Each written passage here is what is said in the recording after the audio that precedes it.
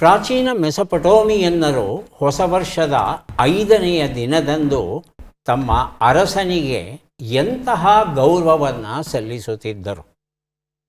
ಹೊಸ ಕಿರೀಟ ಧಾರಣೆಯನ್ನು ಮಾಡಿಸುತ್ತಿದ್ದರು. ಕೆನ್ನೆಗೆ ಹೊಡೆದು ಕಿವಿಯನ್ನು ಹಿಂಡುತ್ತಿದ್ದರು. ಮೊದಲಿಗೆ 3ನೇ ತಂಡ ಬರೆದಿದ್ದಾರೆ. Option A. ಒಬ್ಬರು ಹೇಳಿ.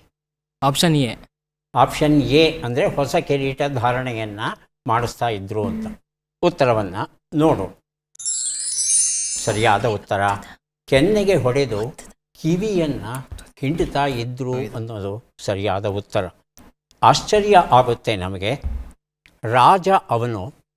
ಆದರೂ ಸಹ ಈ ದಿನದಂದು ಪ್ರತಿ ವರ್ಷ ಈ ಮೊದಲ ದಿನ ಅಂದರೆ 5ನೇ ದಿನ, 12 ದಿನ ನಡೀತಾ ಇರುವಾಗ 5ನೇ ದಿನದಂದು ವೇದಿಕೆಯ ಮೇಲೆ ಕರೆಸಿ ಎಲ್ಲ ಪ್ರಜೆಗಳ ಸಮ್ಮುಖದಲ್ಲಿ ಅವನು ಹಾಕ್ಕೊಂಡಿರ್ತಕ್ಕಂಥ ಕಿರೀಟ, ಒಳ್ಳೆಯ ಉಡುಪುಗಳು, ರಾಜ ಉಡುಪು ಏನಿತ್ತು ಎಲ್ಲವನ್ನು ತೆಗೆಸಿಬಿಟ್ಟು ಸಾಮಾನ್ಯ ಮನುಷ್ಯನ ಹಾಗೆ ನಿಲ್ಲಬೇಕಾಗಿತ್ತು. ಆಗ ಕೆನ್ನೆಗೆ ಬಾರಿಸಿ ಅವನ ಕಿವಿಯನ್ನು ಹಿಂಡ್ತಾ ಇದ್ರಂತೆ ಪುರೋಹಿತರು. ಯಾಕೆ ಅಂದರೆ ರಾಜ್ಯಭಾರ ಮಾಡೋದು ಅಷ್ಟು ಸುಲಭ ಅಲ್ಲ. ಎಲ್ಲವನ್ನೂ ಸರಿಯಾದ ರೀತಿಯಲ್ಲಿ ತೀರ್ಮಾನ ತಗೊಂಡಿದ್ದೇನೆ ಅಂತ ಹೇಳಲಿಕ್ಕೆ ಸಾಧ್ಯ ಇಲ್ಲ. ಹಾಗಾಗಿ ರಾಜನಿಗೆ ಒಂದು ತನ್ನನ್ನು ತಾನೇ ಹುಡುಕಿಕೊಳ್ಳುವ, ವಿಶ್ಲೇಷಣೆ ಮಾಡಿಕೊಳ್ಳೋದಕ್ಕೊಂದು ಅವಕಾಶ.